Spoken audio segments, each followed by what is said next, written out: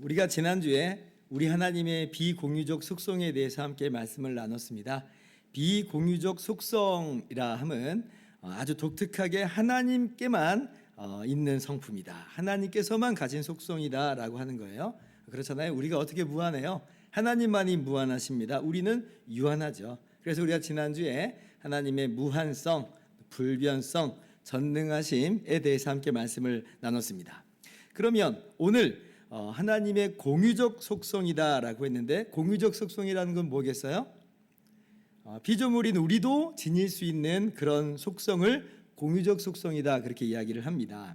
우리 믿음의 선배님들이 이렇게 정리를 한 거죠. 하나님의 속성을 비공유적 속성과 공유적 속성이다, 이렇게 구별해서 이해를 한 거예요. 우리가 이해를 잘할 수 있도록 정리를 한 것뿐입니다. 그래서 오늘 우리는 이제 하나님의 공유적 속성에 대해서 함께 말씀을 나누도록 하겠습니다. 자, 그런데 공유적 속성이라고 해서 우리가 오해하지 말아야 될 게 있어요. 그럼에도 불구하고 우리가 반드시 전제로서 알고 있어야 되는 게 있는데, 뭐냐면 하나님의 공유적 속성이라 할지라도 우리가 하나님의 그 속성과 비슷한 것을 갖고 있다 할지라도, 그러나 그건 어디까지나 피조물의 수준에서 그렇다는 거지, 우리가 하나님과 똑같아, 하나님이 우리하고 똑같아, 같은 수준이야, 이런 것은 절대 아니라고 하는 것을 우리가 반드시 알아야 됩니다. 예를 들면 우리 하나님의 의로우심에 대해서 우리가 함께 나눌 텐데, 이게 공유적 속성 중에 하나예요. 그런데 하나님의 의와 우리의 의는 비슷한 측면이 있지만, 그래서 공유적 속성이라고 말하지만 사실은 질적으로 완전히 달라요. 왜냐하면 우리의 의로움이라고 하는 것은 어때요? 상대적이고 제한되고 변할 때가 너무나 많아요. 그죠?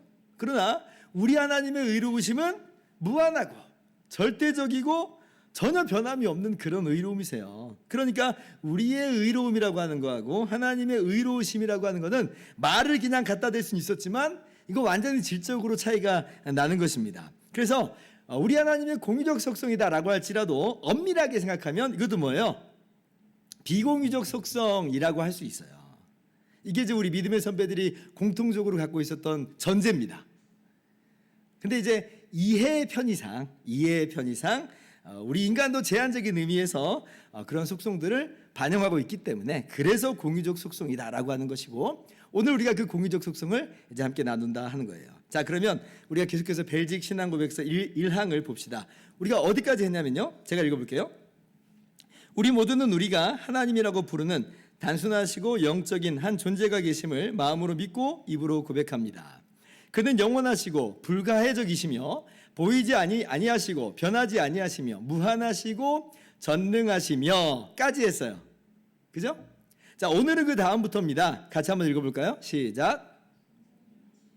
온전히 지혜로우시며 의로우시며 선하시고 모든 선에 넘쳐 흐르는 원천이시라는 것도 마음으로 믿고 입으로 고백합니다. 이 부분이 이제 공유적 속성이다라고 하는 거예요. 우리 하나님의 공유적 속성이다. 자, 그럼 오늘 또 이승구 교수님의 글을 토대로 성경 말씀을 함께 살펴보도록 하겠습니다. 첫째로, 우리 하나님 어떤 하나님인가? 우리 하나님 지혜로우신 하나님이에요. 하나님은 지혜로우십니다. 시편 147편 5절 같이 한번 읽어봅시다. 시작.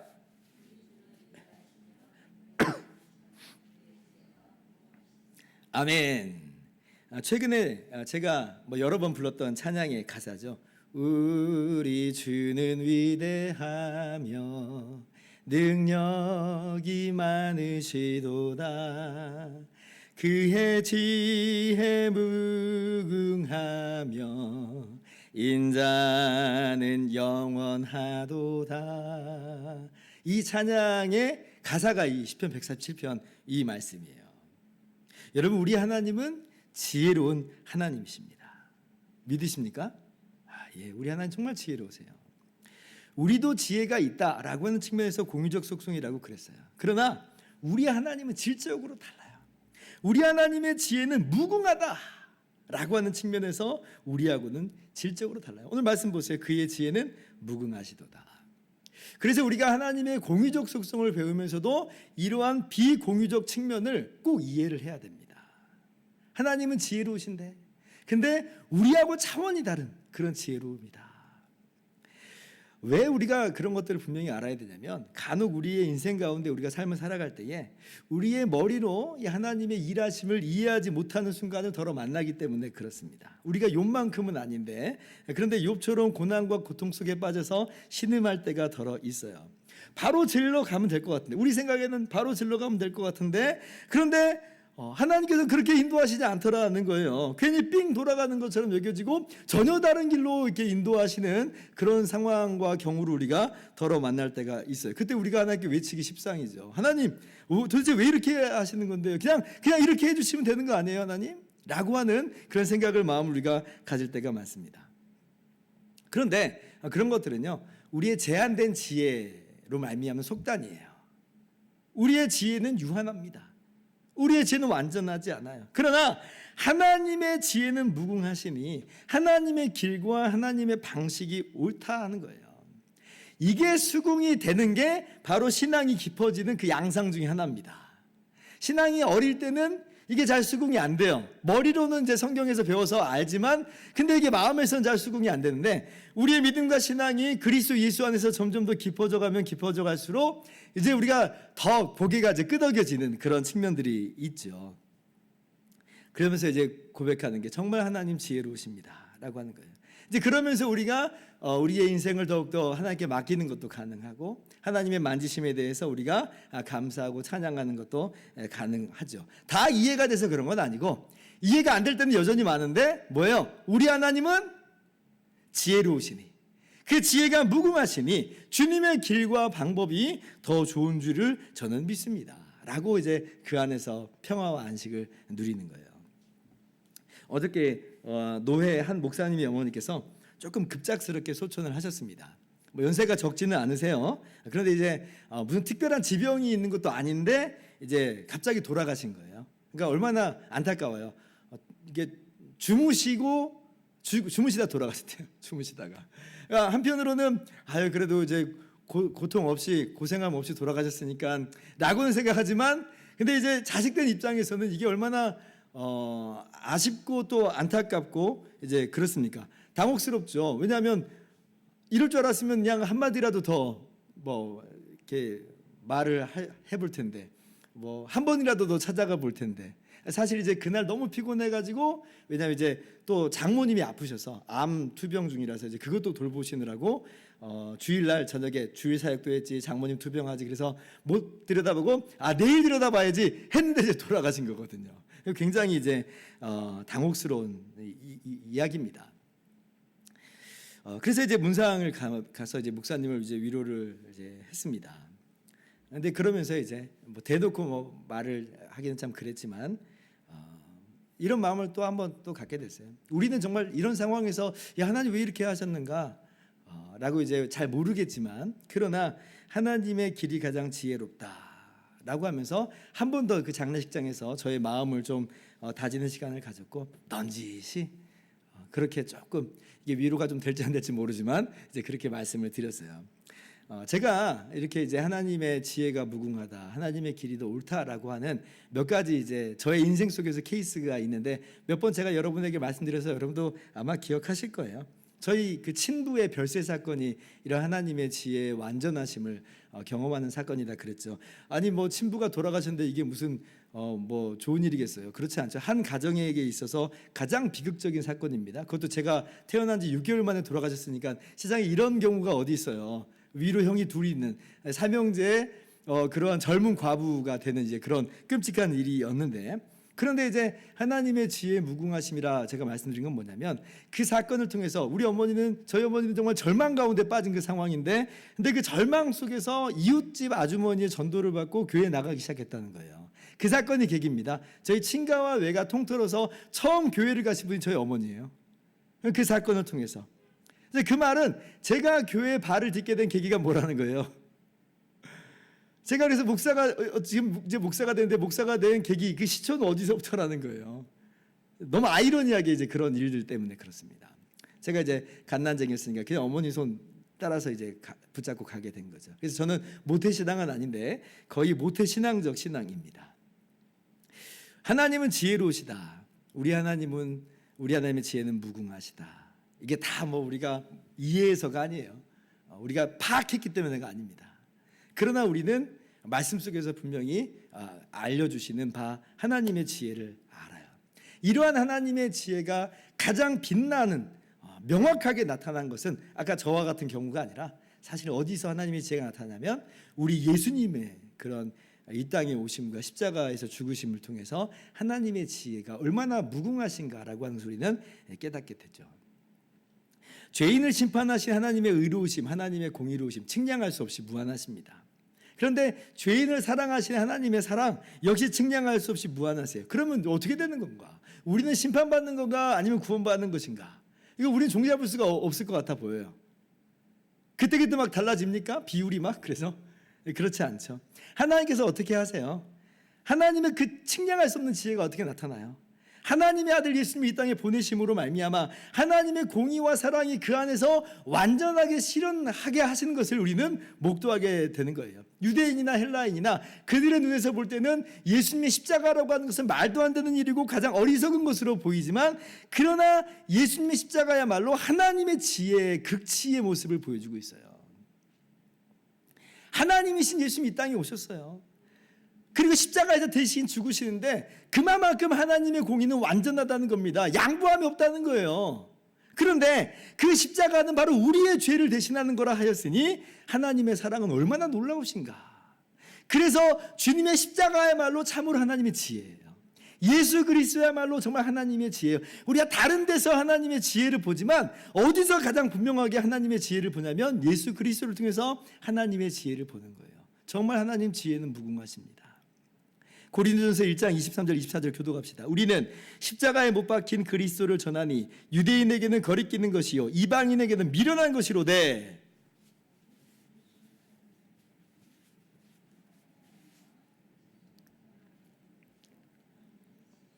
십자가에 못 박힌 그리스도는 하나님의 능력이요 하나님의 지혜니라. 하나님께서 그 놀라운 지혜로, 그 무궁한 지혜로 우리를 하나님의 자녀 삼아 주신 것이고요, 그리고 그 놀라우신 지혜로 여전히 우리의 인생을 끌고 가십니다. 그 놀라우신 지혜로 우리의 인생을 완성시키실 거예요. 하나님의 지혜는 실패가 없어요. 하나님은 또 전능하시니 지혜를 실현하기에 완전하십니다. 하나님의 지혜대로 되고야 말 거예요. 우리가 그 하나님의 지혜 안에 있는 겁니다. 우리가 하나님의 지혜 안에 있어요. 우리 주는 위대하시며 능력이 많으시며 그의 지혜가 무궁하시도다.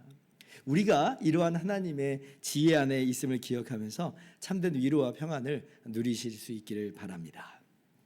두 번째, 우리 하나님은 의로우신 하나님이에요. 우리 하나님 의로우세요. 신명기 32장 3절 4절 교독합시다. 내가 여호와의 이름을 전파하리니 너희는 우리 하나님께 위엄을 돌릴지어다.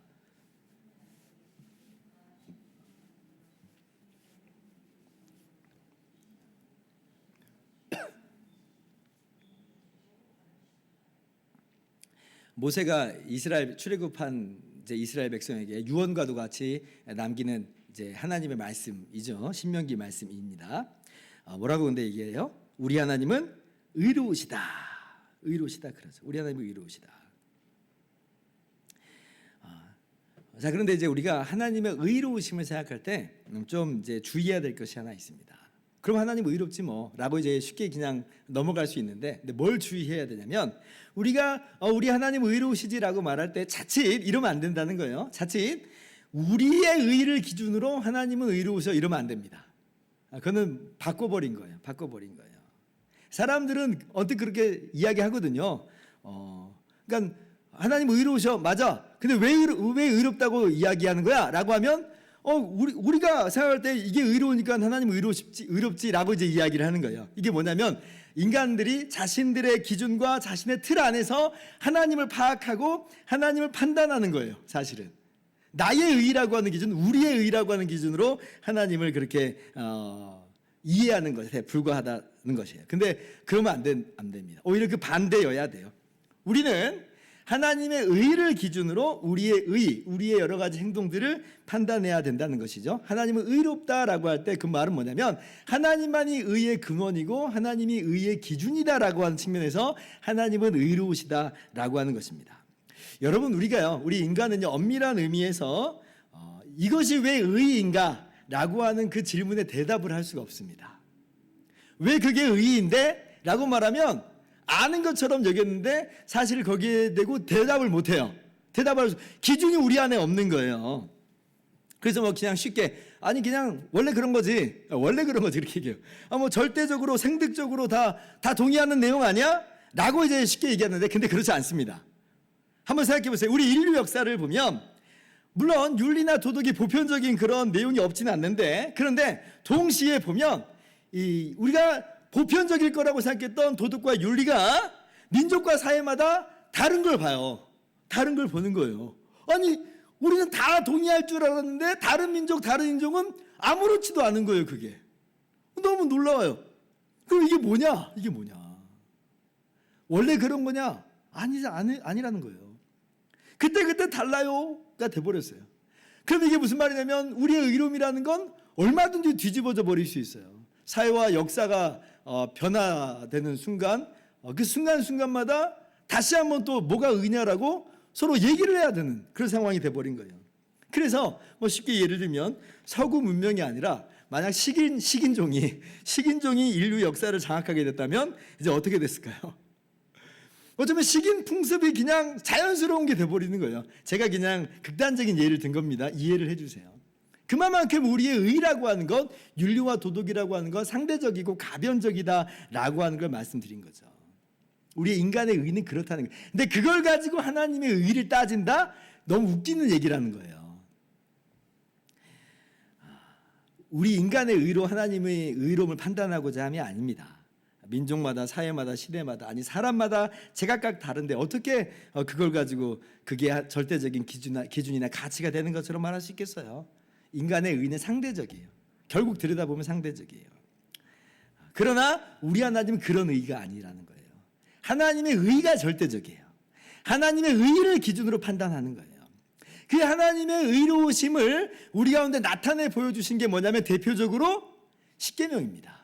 십계명이 바로 하나님의 의로우신 성품의 반영이에요. 여러분 십계명의 의미는 절대 작지 않아요. 그 십계명에는 하나님의 절대적인 의로우신 성품이 반영되어 있어요. 타락한 이후에 인간에게 하나님의 그 의로우심을 나타내 보여주시는 그 바가 바로 십계명이에요. 그래서 그 십계명이 기준이 돼서 우리의 기준을 세워나가야 된다라고 하는 것입니다. 그래서 우리는 살인하지 말아야 된다 이야기를 합니다.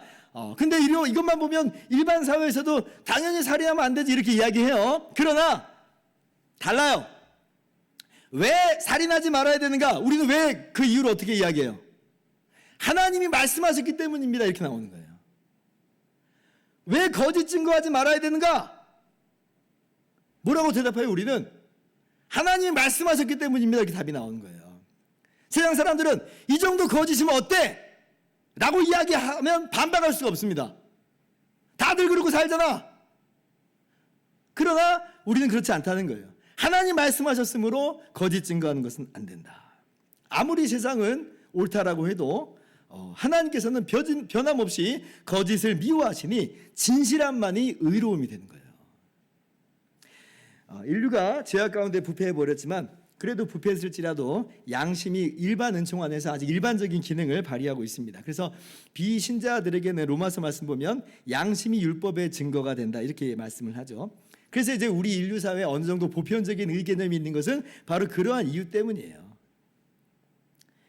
그러나 우리 인간이 가지고 있는 의나 도덕 개념은 그 자체로 절대적인 것이 아니다. 기억하시고 오히려 의는 윤리와 도덕의 기준은 하나님이라고 하는 걸 우리가 반드시 알아야 되겠습니다.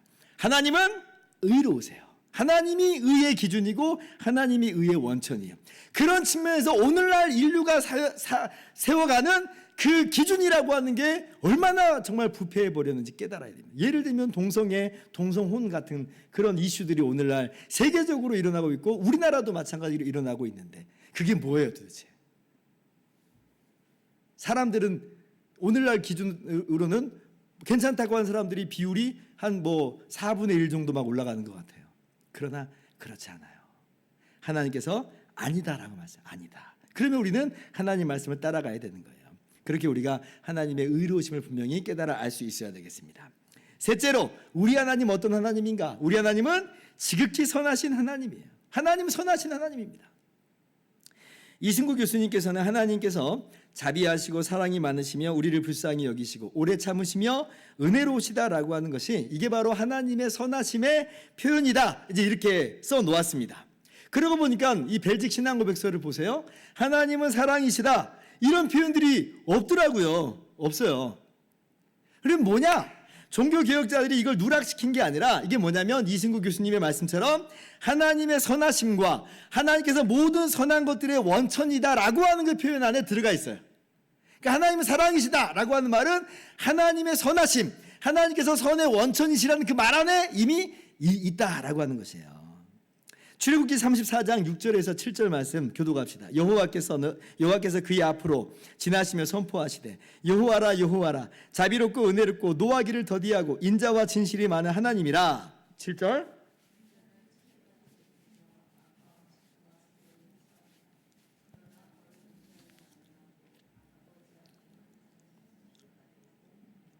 자, 이 말씀 속에서는 하나님의 의로우심과 공의로우심에 대한 내용이 들어가 있죠. 그러나 벌을 면제하지는 아니하시고 아버지의 악행을 자손 3, 4대까지 보응하리라 라고 하는 내용은 하나님은 변함없이 의롭다라고 하는 것을 분명하게 증거하고 있어요. 자, 그런데 방점이 어디에 찍혀 있는지를 봐야 돼요. 방점이 지금 어디에 찍혀 있어요? 이 말씀 속에서는 자비롭고 은혜롭고 노하기를 더디하고 인자와 진실이 많은 하나님이라. 인자를 천대까지 베풀며 악과 과실과 죄를 용서하리라. 여기에 방점이 찍혀 있어요. 왜 그래요? 인자는 3, 4대가 아니라 몇 대까지 베푸신단 말이에요? 1000대까지 베푸신다 그러잖아요. 이쪽에 방점이 찍혀 있다는 거예요. 오늘 이 말씀이 주어진 그 배경을 보아서라도 그렇습니다. 여러분, 이 말씀의 배경이 어떤 배경인지 감이 오시죠? 어떤 배경이에요? 오늘 우리가 함께 읽은 본문 말씀이잖아요. 어떤 배경입니까? 다 아는데 지금 대답 안 하시는 건가요? 목사님 물어보지 마세요. 맞아요. 하나님께서 이스라엘 백성들을 출애굽하고 난 다음에 시내산에 있었을 때 이제 그때 이야기죠. 그때 이제 이스라엘 백성들이 시내산에서 금송아지 우상을 만들어서 하나님의 진노를 유발시켰을 때의 이야기입니다. 여러분, 하나님께서 이스라엘을 400년 동안 종살이했던 애굽에서 구출해 내셨습니다. 홍해를 가르시고 불기둥과 구름기둥으로 지금까지도 함께 하시면서 인도하세요. 만나와 메추라기로 먹이시고 반석에서 물을 내심으로 마시게 하셨습니다. 그러면서 시내산에서 십계명을 주시면서 하나님의 백성으로서 마땅한 삶을 선포하시는 이 마당에, 그런데 모세가 그 십계명을 받아들이기 위해서 40일 동안 시내산에 올라갔는데 그 모세가 자기들의 눈에 보이지 않는다는 이유로 아론 보고 뭐라고 말하냐면 우리를 인도할 신을 만들라 라고 하면서 하나님을, 여호와 하나님을 하나님이라고 참칭되는 금송아지를 만들어버린 거예요. 안심이 안 되니까 안심되는 안심이 되도록 금송아지 만들어 놓고 이것이 너희를 애굽에서 인도해낸 신이다. 내일은 여호와의 절기니 기뻐하고 뛰놀자. 이렇게 돼버렸어요. 너무 어처구니가 없는 사건이죠. 왜냐하면 지금도, 아니 어제도 오늘도 계속 만나가 내리고 있는, 아침마다 만나가 내려지고 있는 그 상황인데 하나님의 기적을 지금도 경험하고 체험하고 있는데 이딴 일을 저지르고 있는 겁니다.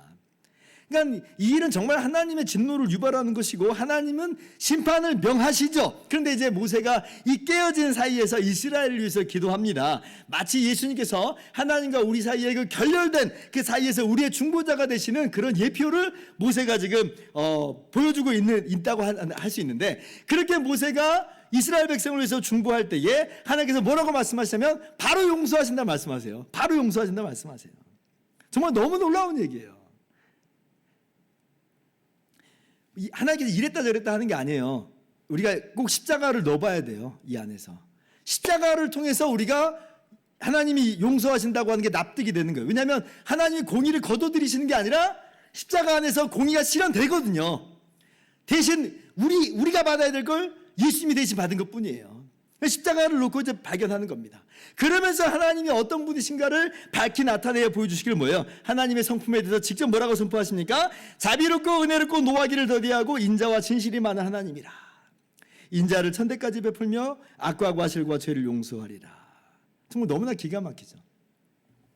이후에 이스라엘이 그들의 죄악된 역사 속에서, 근데 그럼에도 불구하고 당장 멸망하지 않는 이유는 뭐예요? 이러한 하나님이 하나님 되심 때문입니다. 심지어 그들의 죄로 말미암아 멸망당한 이후에도 다시 포로에서 돌아올 수 있는 이유가 뭐예요? 바로 이러한 하나님의 하나님 되심 때문에 그래요. 하나님의 선하심. 자비롭고 은혜로우신, 노하기를 더디하신 하나님. 얼마나 감사하지. 이 이스라엘이 누구를 예표한다고 그랬죠? 영적 이스라엘인 교회인 우리를 예표한다 그렇습니다. 그럼 우리가 망하지 않는 이유는 뭐라는 거예요? 왜 우리가 망하지 않아요? 우리가 대단해서요? 이스라엘보다 나아서 그렇습니까? 그렇지 않죠? 하나님의 이 하나님 되심 때문에 그래요. 자비롭고 은혜롭고 노하기를 더디하고 인자와 진실이 많은 하나님이라. 여러분 이거 꼭 기억해야 됩니다. 우리 하나님이 어떤 하나님인가? 하나님은 지극히 선하신 하나님이에요. 여러분 하나님의 선하심은 추상적 개념이 아니에요. 그러니까 추상적인 개념 안에서 그래 그런가 보지 이게 아니라 하나님의 선하심은 역사 속에서 나타납니다. 오늘 시내산에서 이렇게 나타내 보여주신 것은 물론이고 가장 하나님의 선하심의 극치로서 우리 가운데 구체적으로 나타내 보여주신 바가 뭐예요? 예수님의 십자가 사건이에요.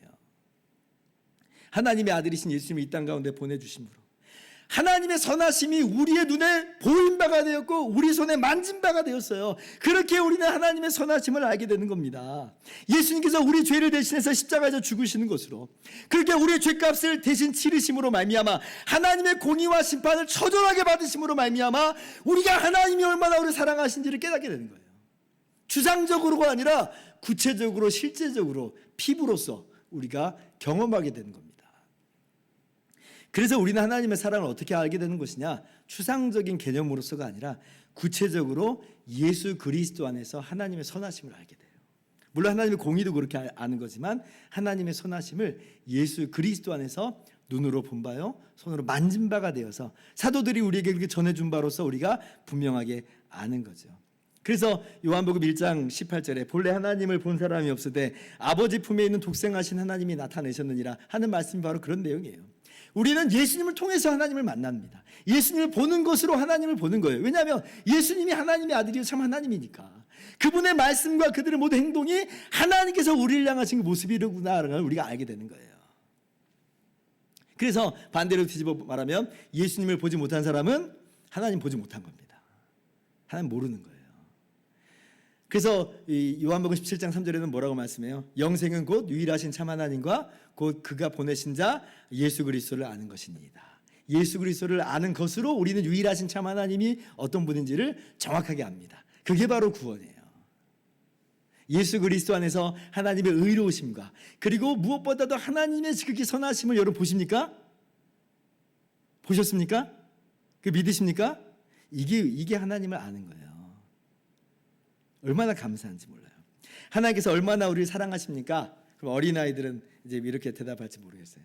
뭐 엄마 아빠가 얼마만큼 사랑해? 그러면 하늘만큼 땅만큼 이렇게 얘기하잖아요. 왜냐하면 아이들은 그것보다도 큰 걸 생각할 수 없다는 의미에서 하늘만큼 땅만큼 그렇습니다. 근데 우리는 어떻게 말씀해요? 하나님이 우리를 사랑하십니다. 얼마나 우리를 사랑하십니까? 대답이 어떻게 나와요? 하늘만큼 땅만큼 이러면 안 돼요. 예수님만큼이에요. 예수님만큼. 하나님 얼마만큼 우리를 사랑하십니까? 예수 그리스도만큼 사랑하십니다. 하나님의 아들, 참 하나님이신 예수님만큼 사랑하신다. 하나님은 전부로서 우리를 사랑하신다는 거죠. 그래서 우리는 하나님은 사랑이시다. 이렇게 고백을 하는 거예요. 우리는 하나님이신 예수 그리스도 안에서 측량할 수 없는 하나님의 사랑을 받은 겁니다. 아까 우리가 찬양했던 것. 하늘을 두루마리 삼고 바다를 먹물 삼아도 한없는 하나님의 사랑 다 기록할 수 없겠네. 정말 그래요. 예수 그리스도만큼 사랑하신다. 자, 이제 말씀을 마치도록 하겠습니다. 우리 하나님 어떤 하나님인가? 하나님은 온전히 지혜로우시며 의로우시며 선하시고 모든 선에 넘쳐 흐르는 원천이시라.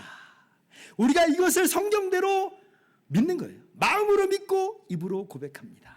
이것이 우리 선배들의 고백이었고 그리고 우리의 성경대로 고백하는 우리의 고백인 거죠. 오늘 우리가 나와서 기도하는 것 바로 우리 하나님이 어떤 분인지를 어떤 하나님인지를 알기 때문에 그렇습니다. 하나님의 지혜와 하나님의 지극히 선하심을 알기에 우리가 믿고 기도하는 거예요.